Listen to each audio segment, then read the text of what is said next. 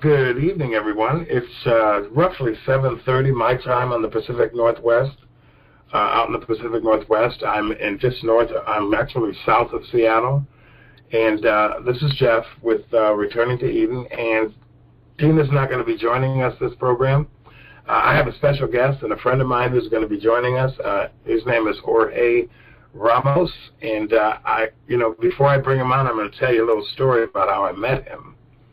I went to a function where he was speaking, and after the function, I walked up to him and I said, I introduced myself or something. I can't remember exactly what I did, but I told him that I'd talk about Israel. And that was a buzzword for him because he was, if I remember right, and he'll correct me when I introduce him, Israel was kind of the thing that brought us together in the conversation. And so that was a couple of years ago. And now we've come, 2 years down the road. And I thought, he has an interesting life, an interesting story, interesting family. I'd like to have people listen to Jorge Ramos, my friend. And so I asked him if he would be a part of this program on Returning to Eden. Now, Jorge, let me introduce you. You are Jorge Ramos. You are an attorney at law. You live here in the Pacific Northwest. You are a father. You have 2 beautiful daughters, beautiful wife, and you have a 3rd child on the way. Welcome to Returning to Eden. How are you, my friend? Thank you, Jeff. Thanks for having me on. I'm a big fan of your show, you and Dina. As you know, I listened to you guys for about 20 hours on my trip to New Mexico. Really?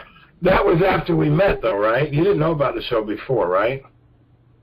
No, you introduced me to it, and I just listened to it probably, 12 hours down, 12 hours up, and I think I finished it.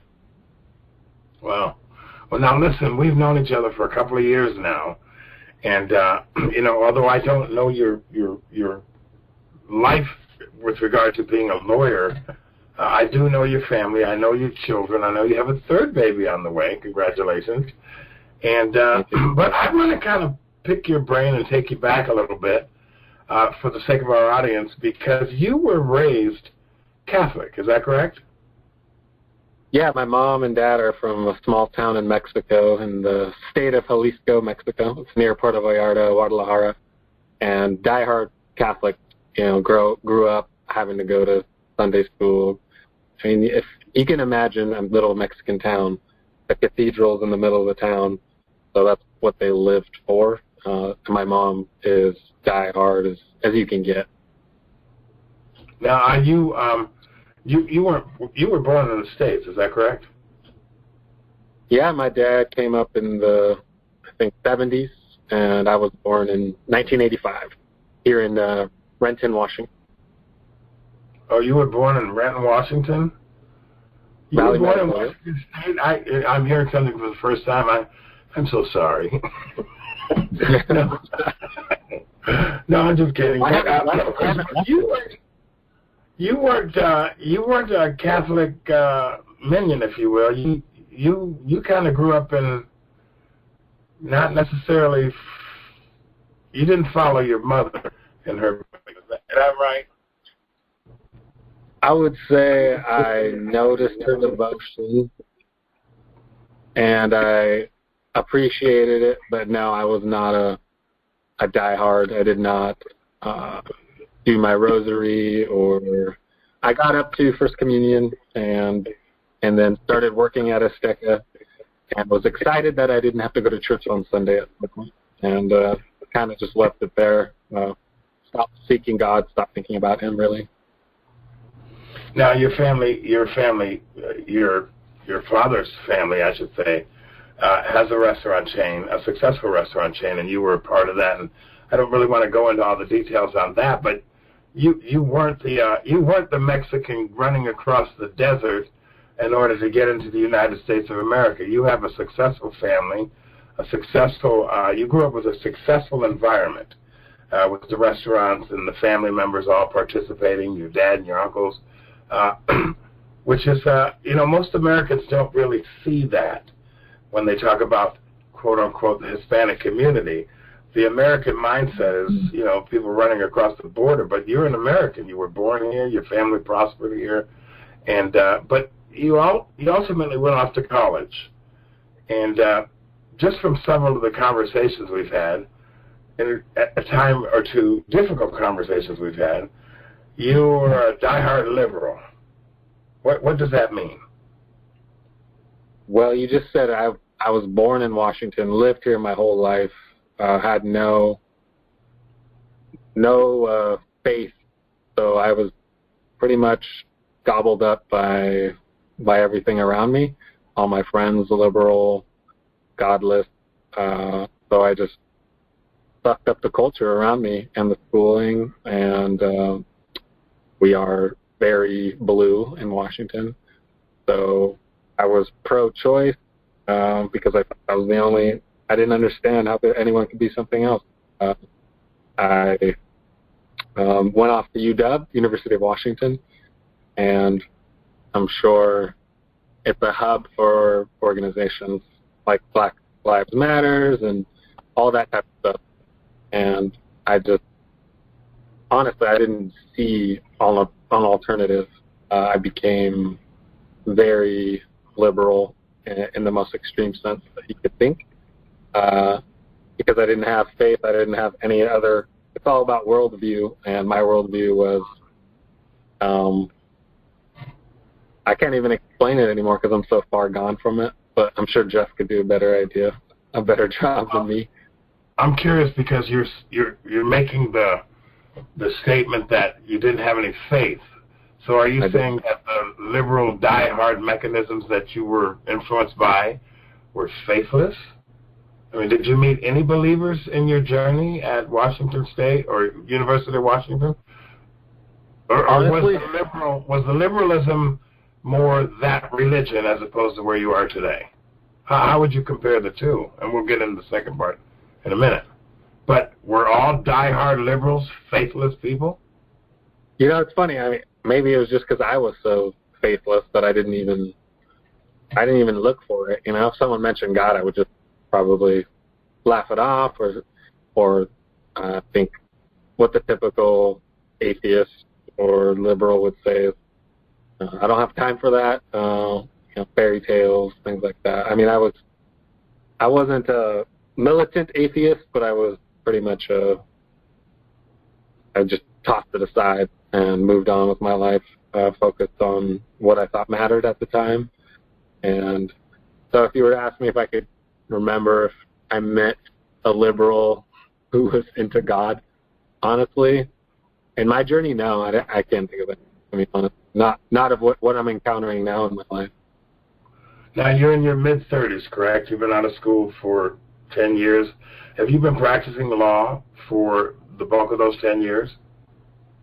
Yes, I did family law for 8 years, and then I did entered into covenant with Yeshua, with Jesus, or I got born again, and it was a radical experience where, I don't know, I just questioned everything I was doing, so I sought out different legal work, and that's where I came across Pacific Justice Institute, and that's where you met me. I was speaking for them at a Republican group in Bellevue, and I did that for about 2 years, established their office in Seattle, and then I decided to jump back. I just felt called to go back into the muck of family law, where it's just a lot of hurting and a lot of opportunity to help people.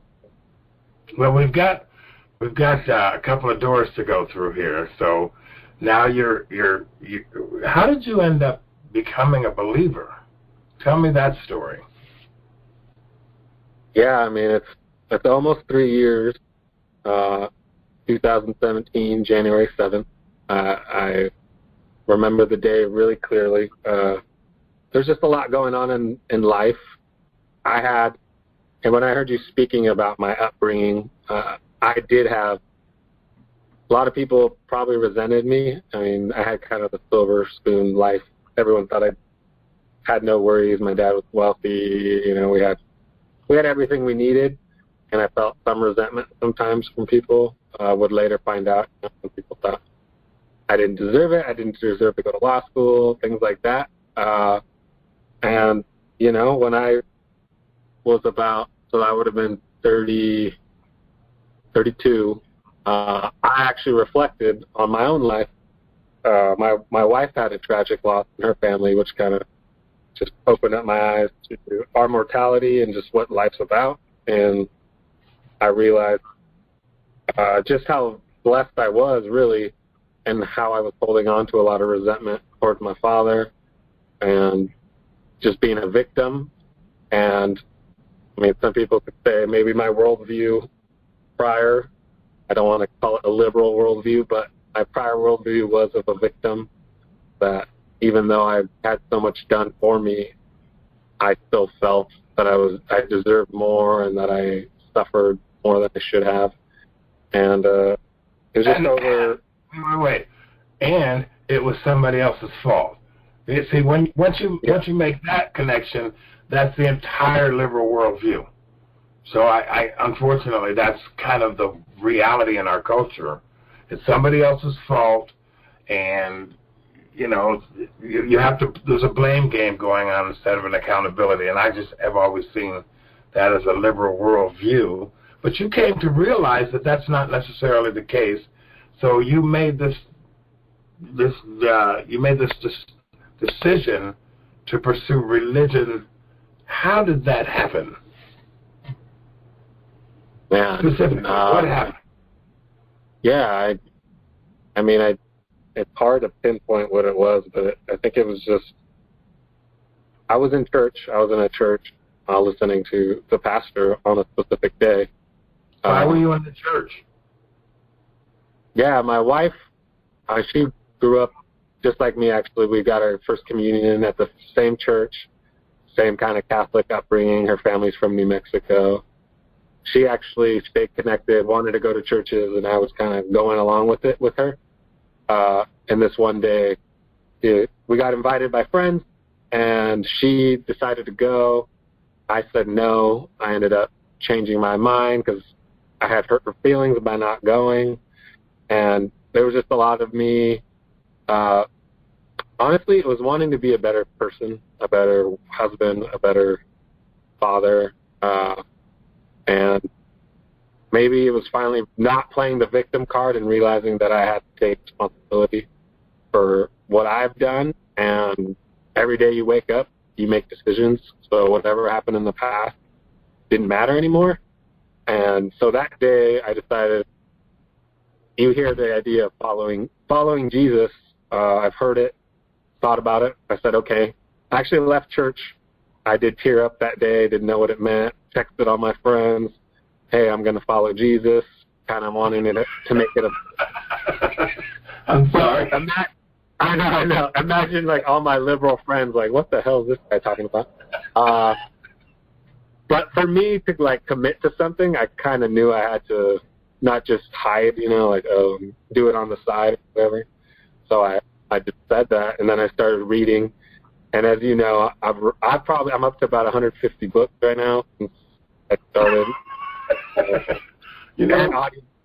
That page on my website, free from Fear US, I've been thinking about naming the page Jorge's page, because you've read more books than I've read in the last 10 years. You've done it in the last 3 years. But anyway, so you saw this transformation taking place within you. Yeah. And that was a direct result of finding out a little bit about Jesus?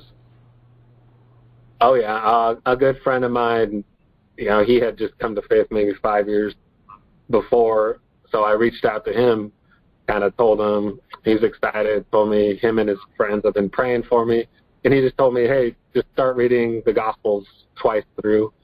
And I vividly remember just kind of driving in my car and thinking, is Jesus serious? Like, he really means what he's saying? And I was still learning. I mean, I didn't know anything about Hebrew background, but I knew what he was saying was revolutionary and not, something just to go to church and sit on my pew and that's it. I remember vividly kind of crying out, praying to God, like, I don't want to just sit on my pew. And what Jesus was teaching was world changing. And I would go to lunch with with Christians and say, how did this become a religion? Like, I don't see Jesus talking about forming Christianity and just kind of, setting up churches and that's it. And I always was asking people that. And so I just was always searching, and it led me down a path of reading whatever I could find, but also, if you remember, I was so, we like to use the word on fire, that I was attracted to a group of street preachers that I even joined them for a while and studied a ton with them, evangelized, and tried to preach a little on the street, and that was really eye-opening for me and transformative as well. Just imagine I was a baby kind of learning to walk, and I just wanted to run right away. So I don't know. But I think God guided me this whole time and to the right people at the right time, and He's still doing it now. Well, it's interesting because you didn't have a lot of the religious underpinnings from all the different denominations and mega church influences and all the things that a lot of Christians, get involved in as believers. You were kind of new to all of this. And then along comes Jeff Morton, and I drop into your world. But you had this, I remember you said, I mentioned the word Israel, and that was what connected us the night we met, because you had a passion for understanding what Israel was. Now, I didn't know any of this about you that night. No. But to me, it was kind of like, okay, Lord, what are you doing? Because once again, I had another person coming into my life who wanted to know about Israel. So that's what perked my interest in our conversation that night. Go ahead. No, I just get excited thinking about it because, like I said, I was reading so much that, I sometimes feel like I was, I think what James in the Bible is talking about, just getting carried away by doctrine and teachings, and I was kind of going left and right and just falling for everything I heard. And I was ready just to dive into some denomination, maybe, set up my tent there and just write it out, affirming those beliefs and cementing them. But I don't know, something just pricked me. I was like, this doesn't feel right. It didn't feel, something was holding me back from doing that. And so I remember just sitting in my office thinking, okay, what haven't I looked into? Like, there's something missing. And so as I do, I always just would go on Amazon and search for books, and I go, what, I'm going to check out the Old Testament for a little bit. I wasn't really reading it. And there was a book, I think, by Christopher Wright, Jesus in the Old Testament, and something in there, it just popped out at me. When Jesus was being tempted, he was quoting Deuteronomy. Jesus' Bible was the Tanakh, the Torah, and that just struck me like, okay, well, how can so many Christians dismiss the foundation of the Messiah? And that was just me even before wanting to dive deeper to Hebraic background. So when I met you, you started to tell me about, you first mentioned Meredith Kline, so I went ahead and bought that book, the Suzerain Vassal Treaty. That stuff, I had just started watching videos on that. So I'm telling you, I met you, it was providential. Like I felt like I met you and I was already on that path that I didn't really have like a guide or a friend to help me. So if I would have just, maybe it would have been another sort of wind gust that would have taken me, and I would have came right back to some kind of a Protestant denomination and just gone back into it. But now, like you always say in your podcast and in person, I just see the Bible differently now. I don't see it. It's really hard for me to have normal conversations with people. I don't think about heaven and hell. I don't think about anything. I'm just trying to teach people the kingdom of God and the Torah. And so I thank you a lot for that, and I'm just growing and growing on it. But, yeah. What about now? When you started understanding the Torah and the law, you know, and I don't want to be negative about anything during the conversation, but when you started understanding that Jesus was actually Jewish, and the disciples and all the people you were reading about, introduced to, were also Jewish, and then I come along and say, well, let's go back and look at how they would have seen all of this. So now, juxtapose that to your street preaching. How is it different? Well, I just don't see a religious group that people need to join to get to heaven when they die. I mean, I see this, the God of the universe coming to show us exactly what he has always been trying to show us, and how to change the world now, not sit around and wait for our airlift to get out of here. He had given us instructions from the beginning, and Israel knew that, and you know, they veered from the path, and he corrected them over and over. So I see the world more like you say. We're living our part now. We're living the story instead of thinking I'm superior to the Jews, as I believe you always mention, and that was something also that really kind of, I want to say, offended me, or I didn't like how people would throw the Jews under the bus and claim that for some reason. Let me stop you for a minute. I mean, you're a new Christian. And you wouldn't have known anything about the difference. How did you begin to see Jews being thrown under the bus? Where does that come from? I don't know. I felt something about the doctrine of grace as it's taught in the church. It didn't seem right. It didn't, like, to think that the Jews didn't have grace back then, and that they were just, that they either had to follow the law perfectly or they were going to burn. When I started to read, I think it was Hebrews, and then I read about sacrifices, and then I jumped back to Leviticus. That was actually when I made this connection where I go, wait, there's something, the Jews have always had forgiveness. They always had, they were living the same journey that we're living.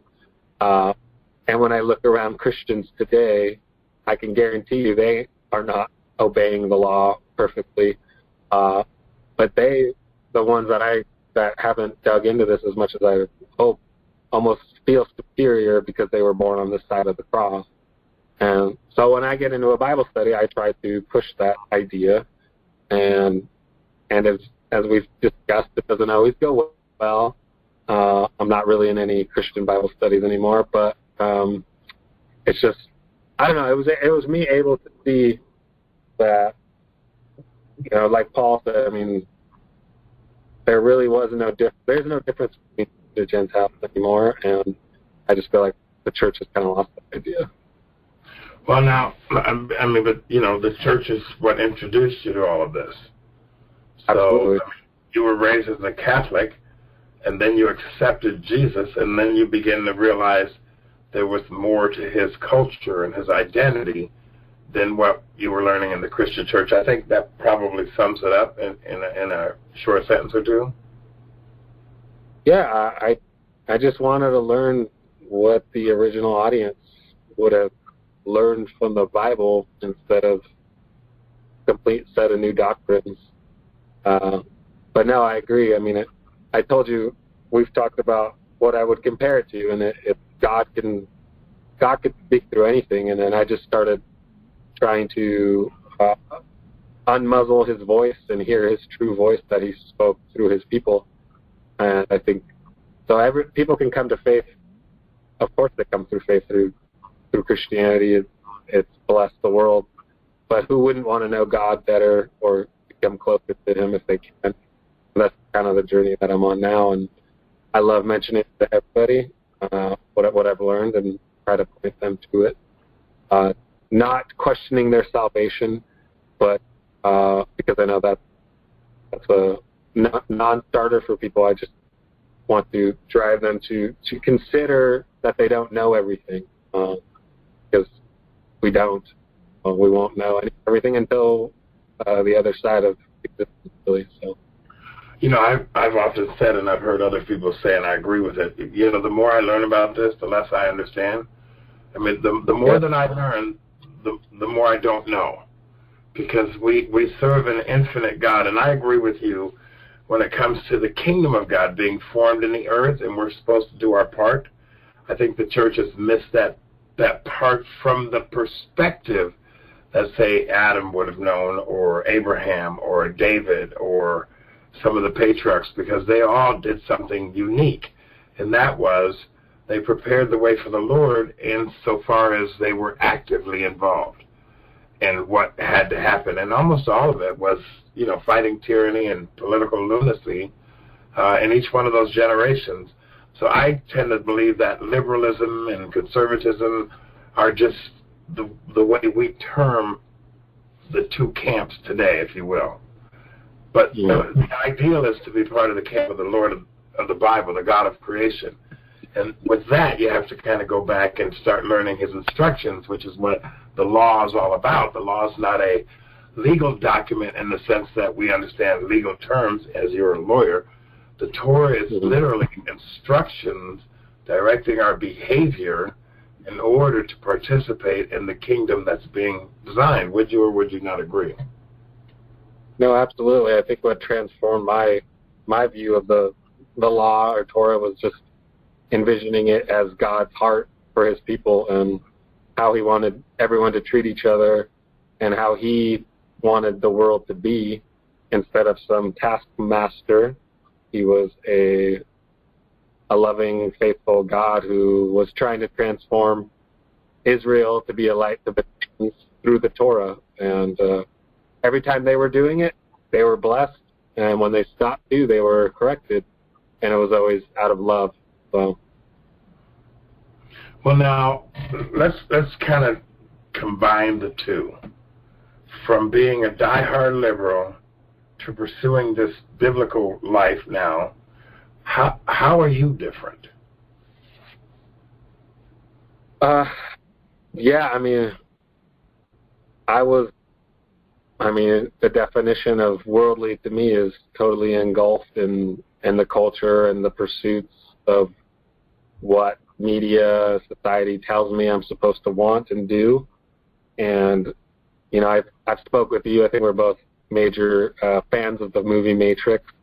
And it was literally like being disconnected from the pursuits of this world of fame, money, satisfaction, and just wanting to understand what God wanted for us as people to do. And I've just been trying to become, God's been making me through his spirit more kind and giving and loving, and I'm just excited to continue to change and get opportunities. I'm always looking for opportunities to help people and teach people. And, you know, and it's funny, 3 years ago, it's getting harder to remember who I was. So when you ask me what was I like, it's kind of like, well, I don't know. I can't really reach back to that guy anymore, but I do know I was selfish, gossiper, addict, several things, a liar to people I love. Everything you can think of. But at the same time, I was able to convince a lot of people around me that I was a good person because I was clean. I was like the Pharisees. I was clean on the outside, but in the inside, I was just dead and envious. And so no, I'm not who I wanted to be, but I'm definitely not who I was. And I'm just, as I said, and as you said, the more I learn, sometimes I wake up in the morning and I go, gosh, do I know anything about God? Because I'm just scratching the surface, but I've come so far and I'm just like, so far to go. It's exciting. I'm not discouraged. I'm excited to learn more and more and to be shown that I don't know stuff, because I think coming to a point where you think you know everything, that's kind of when I meet people like that, I kind of want to knock them off the pedestal and just kind of, because I want to be knocked off my pedestal if I ever get there. Okay, so now you're a lawyer. You're back dealing with family, and you're dealing with drama and brokenness, and I deal with broken water pipes and whatnot. You deal with broken lives, broken marriages. But now, 3 years down the road, your perspective on what you're dealing with has an added benefit because you have a spiritual connection to the God of the Bible, and you're not just kind of roaming through trying to filter through the chaos in these people's lives. How is that different for you? Well, yeah. When I was a family law attorney 8 years ago, I hated it and saw almost no benefit except a paycheck. So when the street preachers came around and told me I had to quit or else I'd go to hell because I was endorsing divorce, that was, they told me something I wanted to do. So I quit, I made it happen. I got a job that opened up. I would have never met you, so I'm really thankful for, I remember just feeling like I took a leap of faith by leaving that job. It was uncertainty. I had no idea what I was doing. I almost got fired. He kept me on, and then I got the PJI job, so it was kind of really cool how it worked out. But as I was doing this other work, representing Christians, legal rights, and freedom of speech, I felt again I was getting empty. I didn't feel like I was using the gifts God had given me, and so I thought as I was getting deeper into the kingdom of God and Torah and just it felt like, okay, if I'm not the legalistic person I was becoming, the world is fallen, people get divorces, God doesn't like it, but do we want non-believing people who could give a damn if this family gets through this and lives a decent life after? Or do they want a lawyer who is faith-based, Torah-based, who knows he can stop conflict, he can throw some water instead of gasoline on the fires, or whatever, put that fires. It might be water doesn't work that great. But you know what I mean. I just realized I could help families, if not reconcile, at least cause the damage to be a minimum. And I'm not a miracle worker. I still can't. There's some that are just so far gone. But even then, I am able to talk clients out of breaking their parenting plan and getting police called on them, or storming over to someone's house, or sending that dumb text message.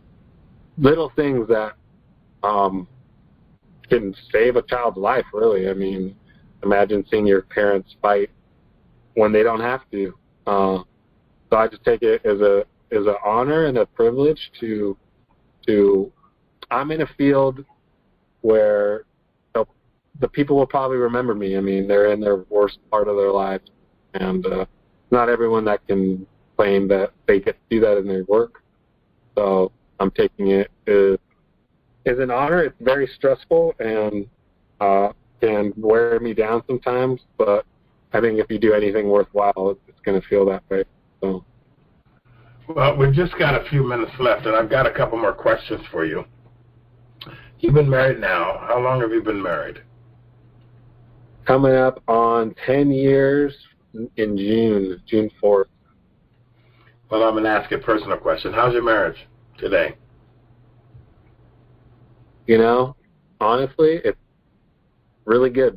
And I'm probably going to give 100% credit to God on it, because I became a Christian and started confessing everything to my wife and opening up and pushing her, and her same thing to me, and we're just growing as a couple. We have our small little stupid fights, hips, whatever, but nothing like it used to be. We're both very different now, and I'm just really happy, and we're raising two amazing little girls, and my wife does so much for them, and I'm just lucky. How does she feel about the Torah and jumping into all this ancient stuff that, it's funny because I always say to the pastors when I'm talking to them, I say, you always say that Jewish stuff is over with, and then you teach it every Sunday. But your wife raised Catholic, and now she's going to a regular church, and also I know that she's, got her toes tapping and understanding what the Jewish people would have understood. How is she doing with that? And then I've got a final question as a follow-up to the whole interview. But how is she doing with that? I mean, she's been a champion throughout. As soon as I got converted, she had to jump on and fly with me and do whatever I was doing, and she never... I'm sorry. You used the word converted. Converted from what? To what? Because you said a moment ago, I'm a Christian. I think what we should say is, suffice it to say, you're a believer who's kind of going back and studying the ancient world through the Old Testament as opposed to the Christian world through the lens of the Old Testament. Is that a fair statement? Yeah, I meant converted. I meant more like born again. So I'm talking way back when I first became a Christian. She got to see me Zoom. Like, she was like, "What is going on with Jorge?" I mean, I was wearing gospel T-shirts and just going out late hours, and she supported me the whole time. I mean, she was excited, but then she also got a little nervous, but she is 100% on board with the Hebraic background, and we both started going to El Shaddai, and she loved it. We're doing the Bema study together. It's a great podcast. I mean, for me and for her, I try to explain it to her. The Bible stories that we grew up, I mean, I knew the Bible stories even though I didn't read them, but as a Catholic, you learn about Noah and Adam and all that. And I just don't feel like I need to make myself believe that they're true. I now, when I research what they would have meant to the Hebrews back then, it makes sense, and it just strengthens my faith like nothing else could, instead of just kind of closing my eyes and saying, well, faith is just believing something even though you don't understand it. I don't think God meant it to be that way. I think God was very, very precise in what he had the people write in the Bible for them. John Walton says, to them, not to us, but for us. Idea also plays. It was written to them, not to us, but meant for all generations. I think that's what John Walton would say. Yeah, and that just kind of makes sense, that kind of opened the door for me to really power through and learn more. Well, now, as a final question, and our time's just about up, and I want to thank you for taking the time to come and kind of pour your life out in front of our audience. Sure. What would you say to some of those die-hard liberals that you used to call friends and that you associated with? What would you say to them if you were to try to help that person's life? I'm still friends with everyone I was friends with, so I haven't abandoned any of my liberal friends. I just, as I do to even, diehard liberals and diehard conservatives, I just try to focus on the kingdom of God and other people and the betterment of society. I'm a big component of trying to separate ourselves from just blindly hopping onto any team. So that's easy for me to do on liberal side too. It's just, don't believe everything you hear. The only truth is in the Bible. Try to stay in there, learn about God, and open your eyes to the world.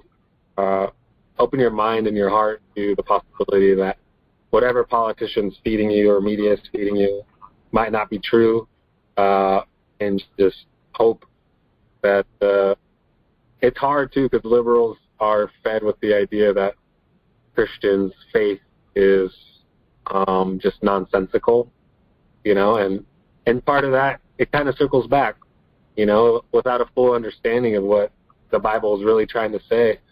I almost have a hard time explaining to liberals that Christianity isn't sometimes nonsensical, because sometimes you can ask a Christian, well, explain Adam and Eve, explain the ark, and if they can't explain it, what are liberals going to think? So it's empowered me to kind of open up their mind to, what you think about evangelical evangelicalism and Christianity might just not be what you know. It's deeper. And, you know, I get a lot of, yeah, right, whatevers, and no one cares. But I like being someone who can be different or open, because God did give me that avenue where I was a liberal, and I know that mindset 100%.